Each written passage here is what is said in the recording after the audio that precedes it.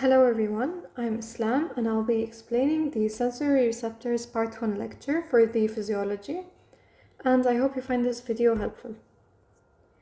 So for the first few slides, it's just revision for things we've taken before, so we can just read it quickly. And this is where we start. So to begin with, we have 5 types of receptors. First, we have photoreceptors, which detect light and are found in the eyes. The 2 types are rods and cones.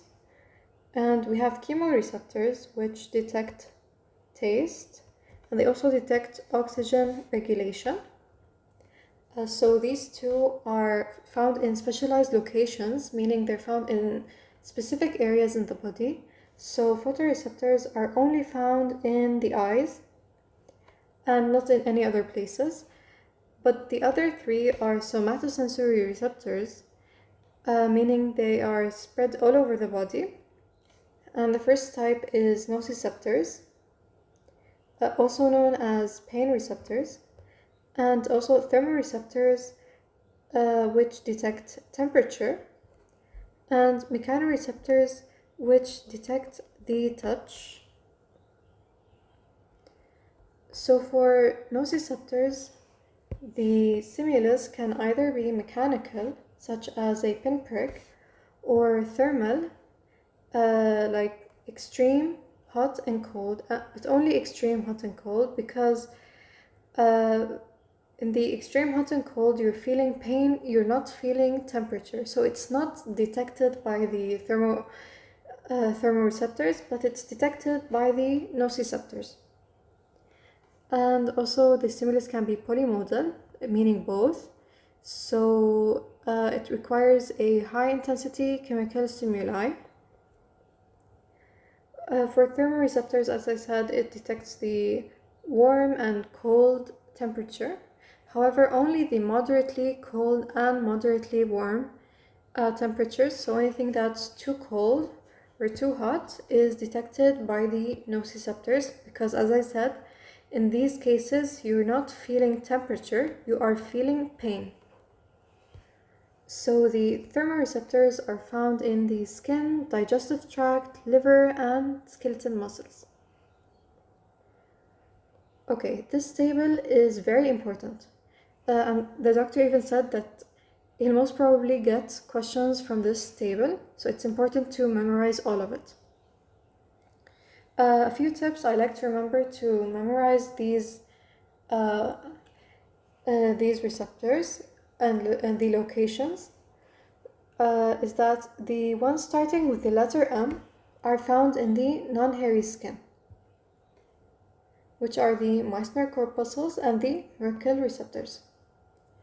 And that Pacinian corpuscles are the only ones found in the subcutaneous and intramuscular layers, and they are also the only ones that are very rapidly adapted.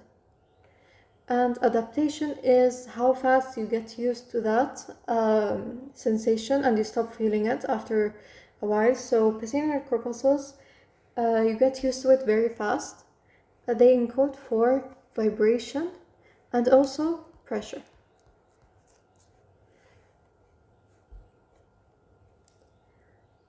And Meissner corpuscles, as I said, non-hairy skin, they are also rapidly adapted, meaning you get used to it quickly and you stop feeling it after a short while. They encode for 2-point discrimination, tapping, and flutter. And hair follicles are obviously, from the name, are found in the hairy skin. They are also rapidly adapted, and they encode for velocity and direction of movement. And a way I like to imagine something to remember this is, I like to imagine, let's say, a few hair follicles going at a certain direction, and when going at a certain direction, making the hair follicles detect the direction and speed of that wind. So for example, if the wind changes its direction, the follicles will go to the other side, detecting that direction and also the velocity of the wind. Okay, next is the Ruffini corpuscles. I like to remember that it kind of sounds like rough knee, and knee is a type of joint. So Ruffini corpuscles encode for stretch and joint rotation, and they have a slow adaptation and are also found in hairy skin. So the last two receptors both encode for vertical indentation of the skin, and they are both are slowly adapted, but one of them is in the non-hairy skin and the other one is in the hairy skin. So in the one with the non-hairy skin is the one with the letter M, and it's the Merkel receptor, and tactile discs are in the hairy skin. So this table basically summarizes the next few slides, and you can use these sentences to help you memorize the table if you wish, and you can go through them quickly. They're just what's written in the table. Okay, this is adaptation, the one that I talked about earlier. So, for example, if you're sitting on a chair, the moment you sit on it, you feel the chair. However, after a short while, you stop thinking about that sensation or feeling that sensation. However, other stimuluses such as pain or a heavy noise, you're still going to constantly feel it. However, with time, the intensity would decrease. The chair example is detected by the phasic receptors, and the other example of sound is detected by the tonic receptors. It is important to know these two examples. So Pacinian corpuscles are a type of phasic receptors, and Merkel receptors are a type of tonic receptors. So for the chair example, if you can imagine it here, the moment you sit on the chair, you feel the way you sit on the chair, and then after a while the sensation disappears, you forget about it, and then once you stand up again, you feel that loss of sensation. So for the phasic receptors, you only feel the beginning and the end of that sensation. So here the receptors care only for the onset and offset of the stimulus. Another example is holding a pencil. So the moment you hold that pencil, you're feeling the pencil, and after a short while you forget about it, you stop feeling it. However, the moment you drop that pencil again, you'll feel that loss of sensation.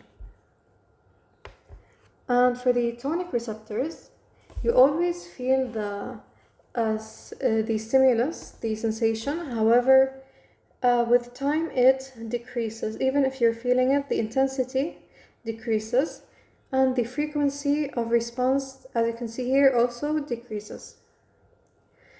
Examples would be pain and sound.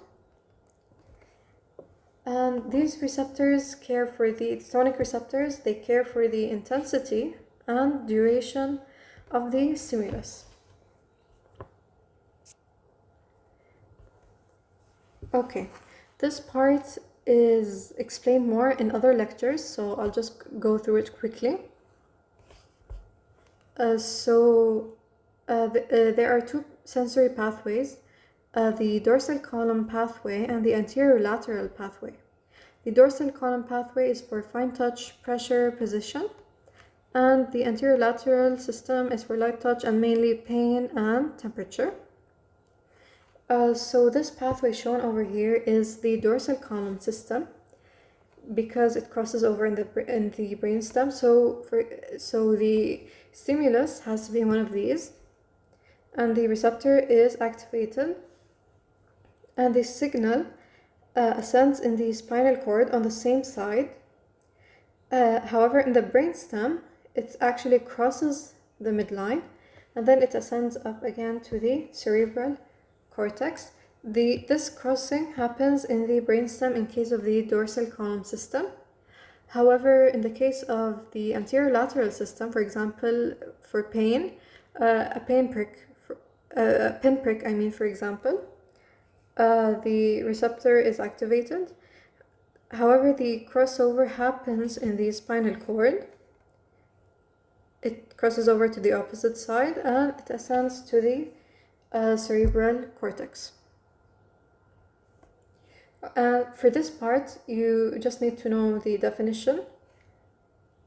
So sensation is conscious or subconscious awareness of the environment through sensory receptors, and perception is the interpretation of that information by the brain. And the sensation can be conscious or subconscious. So subconscious, like distant sounds, you don't really pay much attention to it because they're not that important. However, conscious are things that you pay attention to, like your friend talking directly to you, or a major motor task such as writing. And your brain is always receiving those signals of subconscious and conscious because it's important for detecting a danger. So imagine like sitting on the grass and chilling on the grass. So the sensations around you, you're still in the subconscious state because everything around you is not as important. The feeling of the grass, the sounds of the birds. However, if a snake comes close to you, the brain switches from the subconscious state to the conscious state and activating your motor system, helping you to escape the danger. And as I said, perception is the interpretation of that information. So it's what the information means to you. And different people might have different interpretations of the same information. And this is basically it. This is basically the end of the lecture. And thank you for watching. I hope you found this helpful.